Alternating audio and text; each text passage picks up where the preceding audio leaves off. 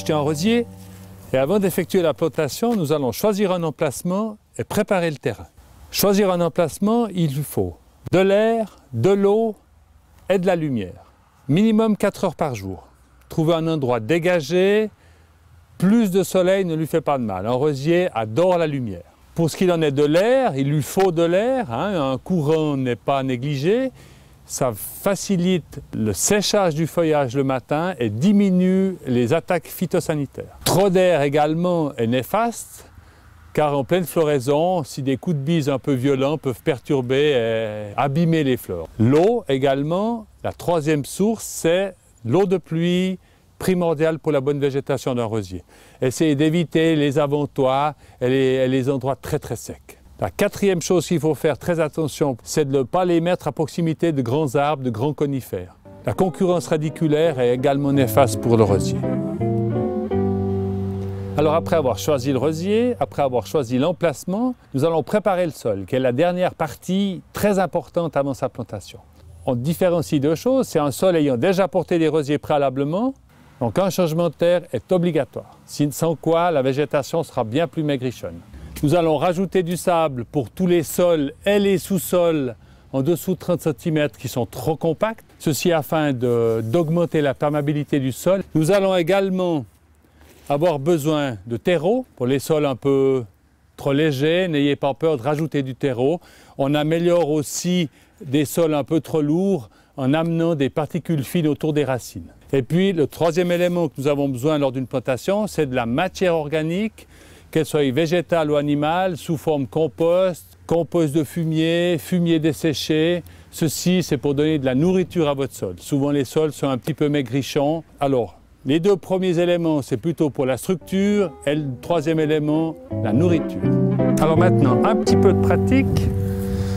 On va tout d'abord éliminer la surface du sol où il peut y avoir, dans ce cas ici, un peu trop de copeaux qui ne sont pas très bons pour le rosier ou certaines mauvaises herbes qu'on peut, d'un premier coup, éliminer. Ensuite, un bon trou. Alors nous allons creuser un trou environ 40 cm par 40 cm, on peut le marquer. N'ayez pas peur de faire un trou assez grand. Un rosier est planté pour environ 15 à 20 ans. Alors la préparation du sol se divise en deux parties bien distinctes. Le sol, 0 à moins 20, moins 30 cm, et le sous-sol. Alors bien séparé, vous mettez la terre dite végétale, les 20-25 premiers centimètres sur un côté du trou. Ici le sol est très bon, il a une belle couleur, il a une belle structure, il n'est pas trop compact, pas glaiseux. Et on arrive sur la terre, la partie sous-sol. Alors cette partie sous-sol est souvent trop compacte. N'ayez pas peur, quand vous avez fait votre trou préalable, de prendre une triandine et de labourer le fond du trou. Vous incorporez du sable, ceci afin de permettre aux eaux d'écoulement de pouvoir s'infiltrer facilement dans le sous-sol. Alors voilà, votre trou est fait. Deux cas de figure pour la préparation de la terre végétale avant la plantation. Le cas où la terre végétale est de bonne structure, on n'a pas une obligation d'ajouter quelque chose à cette terre. Et puis dans la majorité des cas, on va y rajouter un tout petit peu de terreau pour augmenter un petit peu la structure et puis permettre au sol d'être très perméable et puis de colmater rapidement contre les racines lors de la plantation. On peut mélanger un tout petit peu, préparer votre sol, qu'il soit bien prêt et fin avant la plantation. Donc le troisième élément qu'on a causé tout à l'heure, c'est-à-dire le compost, viendra en surface après la plantation. On essaye d'éviter l'apport de matière organique ou compost dans le sol. Si on arrive à fabriquer un sol bien perméable, aéré, les matières nutritionnelles du compost auront facilement l'opportunité de pouvoir descendre avec les eaux de pluie.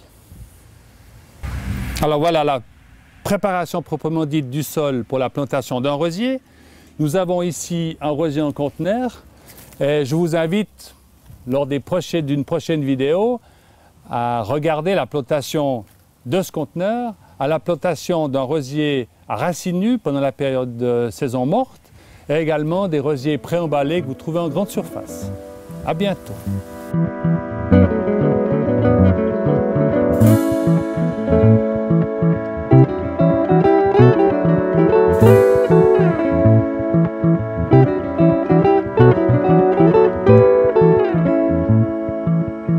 Thank you.